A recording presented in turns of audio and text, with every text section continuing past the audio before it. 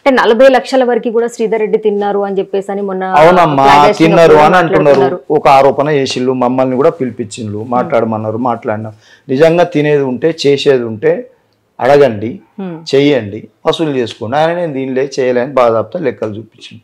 నువ్వు అడుగు అంటే నేను అడిగిన, నేను తినలేదన్నా, నేను చేయలేదు, నేను ఇచ్చేయలేదు, ఒక ప్రయత్నం చేస్తా అని చెప్పిన. నేను అడిగి ప్రయత్నం చేస్తా, నిజంగానే ఏమన్నా ఉంటే చేయి బ్రదర్, ఏమన్నా ఇయ్యానన్నారు. అయినా కూడా 40 లక్షలు అన్నారు. నాగరాజు అంటాడు, వాళ్ళ ఇంకా సెక్రటరీ అంటాడు, ఇంకా వాళ్ళు వీళ్ళు అంటారు. నన్ను కలిసినప్పుడు సార్ 1 లక్ష ఇప్పియాలి సార్, ఒక 50,000 ఇప్పియండి సరిపోతుంది, ఆయనతో గట్టి అంటే ఏందని అర్థం?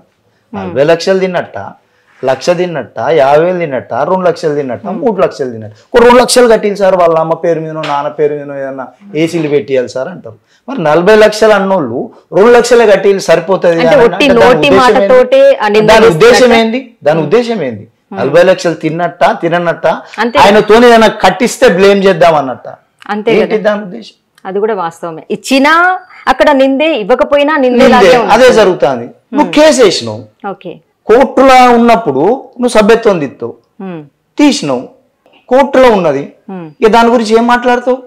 నీ చేతులు ఉన్నది కదా, అనధికారికంగా ఇప్పుడు ప్రెస్ క్లబ్ నీ చేతిలో ఉన్నదని నువ్వు ఫీల్ అవుతావు కదా, కోర్టులో కేసు వేసినావు కదా, మరి నడిపి కేసును నడిపి. ఎందుకంటే సభ్యత్వం తీయడానికి గల కారణం కేసు ఉందని మాత్రమే.